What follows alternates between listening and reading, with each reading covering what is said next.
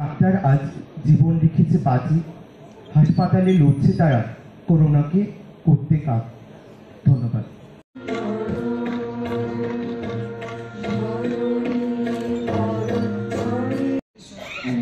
Dignity. So I would like to call upon all the dignitaries.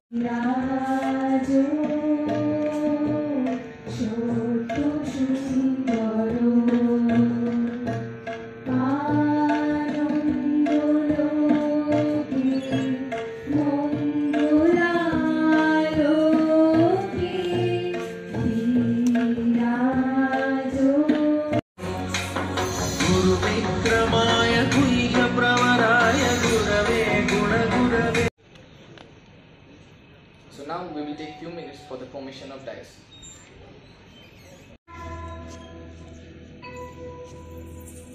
वक्रतुण्ड वक्रतुण्डाय गौरीतनयाय धीमहि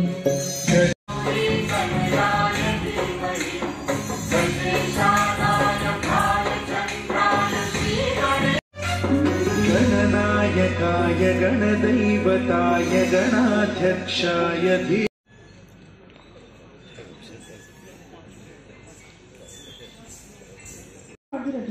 We'd like to present an invoking dance, Ganesh Vandana.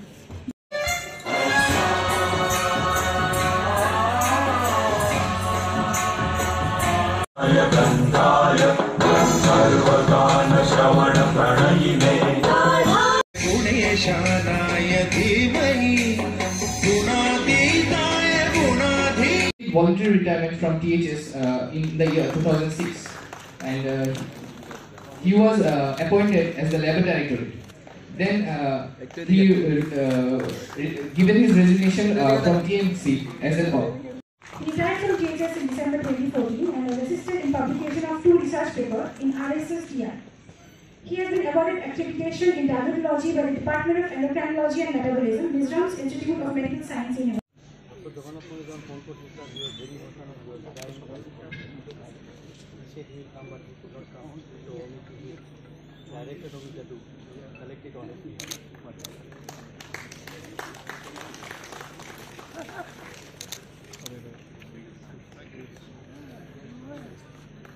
Next, I would like to call. ছিল 13 লাখ প্রধানমন্ত্রীর জন আরোগ্য যোজনা, সেটা কিন্তু আমরা প্রায় 100% আমরা কভার করি। এটা রিলিফ মনে হলো, ওটা গ্রেট রিলিফ মনে হচ্ছে। হ্যাঁ, কিছু করা গেল। সবসময় আমি একটা কথা সবাইকে মাঝে আমি শেয়ার করি, যেটা বললাম যে সবাই তো আর বেঁচে থাকবো না, কিন্তু যখন সুবিধা আছে এবং কাজ চেষ্টা করা উচিত, যে কাজে আমরা ইতিহাসকে তো জানি, ইতিহাস আমাদের জানা, বর্তমানও জানা, কিন্তু ভবিষ্যৎ আমরা জানি না। এবং কিছু কাজ করে যাওয়া উচিত প্রতিটা ব্যক্তি, এখানে যে জায়গায় আছে, যে অবস্থায় থাকুক, যে স্ট্যাটাসেই থাকুক, ওই ডিসিপ্লিনে সমস্ত লোক মানে বলবে যে ভবিষ্যৎ এবং কাজ করে যাওয়া উচিত, যেটা বর্তমান হয়ে ইতিহাস হবে, সবাই মনে রাখবে, এরকম কাজ করা উচিত।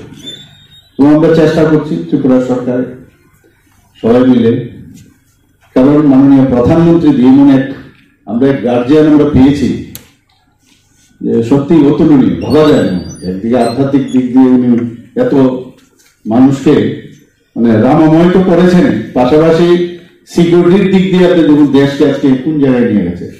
স্বাস্থ্য ব্যবস্থার কথা যখন আমরা কোভিডে আক্রান্ত হয়েছি, কোভিডে উনি কিভাবে মোকাবেলা করেছেন আর আমাদেরকে কিভাবে বাঁচিয়েছেন, তো সব মিলে মিশে যেটা G20-তে প্রমাণিত হয়েছে যে দেশ ভারতবর্ষ এখন একটা ভিন্ন স্তরে, এবং তার যে পুরনো ইতিহাস, সেই ইতিহাসের জায়গায় আবার ফিরে এসছে, সেটা কিন্তু এখন আমরা দেখতে পাচ্ছি। আমরা চাই যে ত্রিপুরার স্বাস্থ্য ব্যবস্থা যতটুকু এর বেস্ট যেটা আমাদের তরফ থেকে সেটা চেষ্টা করে সেই ব্যবস্থা যেন ভালো হয়। মাঝে মাঝে বিভিন্ন খবরাখবর আমাদের কাছে আসে, তো সেটা হওয়াটা বাঞ্ছনীয় নয়। তা আমরা চাই যে সমস্ত জায়গায় বিশেষ করে ইনফ্রাস্ট্রাকচারালি ডেভেলপ হোক। আজকে সকালেও আমরা ভার্চুয়ালি সাবরুমে আমি গিয়েছিলাম, সেখান থেকে আমরা দেখেছি মাননীয় প্রধানমন্ত্রী পিএম ডিভাইনের মাধ্যমে দুটো প্রজেক্টে মানে স্বাস্থ্যে 700 crore উপর ওনার প্রজেক্ট ছিল।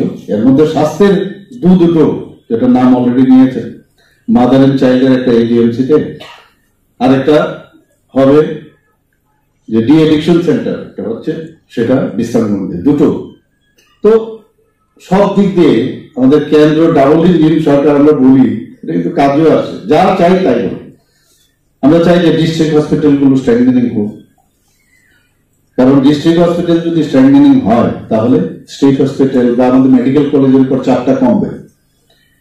মেডিকেল কলেজ এখানে দুটো চলছে, ভালো, খুব ভালো চলছে, কিন্তু আরো বেশি ইনফ্রাস্ট্রাকচার যেখানে যা দরকার আমরা চেষ্টা করছি, যা নাই যেন না বলে। যখন এখানে রোগীরা আসে, যখন ওদের মানে ওডিআর সম্পর্কে আমাদের কাছে বলে, কথায় কথায় বলে যায় যে আমি বাইরে চলে যাচ্ছি, যে কাজ ত্রিপুরাতেই হোক, মানে ডাক্তারদের উপর বিশ্বাসটা যেন কমে গেছে। আবার অনেক সময় খবর বলে যে এখান থেকে ডাক্তারবাবু বলেছেন যে এই কাজটা এখানে সম্ভব না, বাইরে যেতে হবে।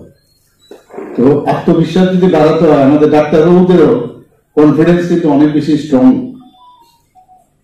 হতে হবে। এবং আমাদের মানে এখানে ট্যালেন্টের তো অভাব নেই, এটা তো বলার অপেক্ষা রাখে না। যেখানে ইনফ্রাস্ট্রাকচারের বিষয়, সেটা আমি সেক্রেটারি সাহেবকে বলেছি যে এখানে যা দরকার তাই আমাদের এখানে করতে হবে, যা দরকার হবে আমরা এর বেস্ট আমরা সেটা দেবো। এবং আমি ওনাকে এটাও বলেছি, অনেক সময় শুধু গিয়ে কথা বলার জন্য অনেকে যায়, টেলিমেডিসিনের কথা ওনাকে বলেছি, দরকার পড়লে আপনি কথা বলুন, বড় বড় যেসব যেখানে ওনারা যান তাদের সাথে। আমরা শুনি খালি টেলিমেডিসিন, কিন্তু এটা যেন বাস্তবে হয়। আমি নিজে যাব, মাঝে মাঝে যাব, গিয়ে দেখবো সত্যিকার পেশেন্টের যে তার সাথে তার যদি তার বাবা মা কেউ থাকে, পার্টি যদি থাকে, তাকে বসে ওই ডাক্তারবাবুর সাথে ডাইরেক্ট কথা বলুন। আর যে ডাক্তার কনসার্ন ডক্টর বলবেন যে এই সমস্যা, আমরা ওনাকে এই ট্রিটমেন্ট দিয়েছি, তাহলে অনেক স্যাটিসফ্যাকশন হবে। তারপরেও যদি দেখা যায়, এটা যেন রেগুলার বেসিস হয়, খালি করলাম আর হলো না, এটা যেন না হয়। আমরা যে কোনো হসপিটালে যখন তার ওখানে যখন রোড ট্রাফিক অ্যাক্সিডেন্ট হয়, ট্রমা সেন্টার যদি না থাকে তাহলে কিন্তু ওই হসপিটালে কিন্তু তার স্ট্যাটাস বোঝা যায়। আমরা 4টে জায়গার মধ্যে 4টা ডিস্ট্রিক্টে আমরা ট্রমা সেন্টার খুলেছি, আরো বাকি যে ডিস্ট্রিক্টগুলো আছে সেখানে আমরা ট্রমা সেন্টার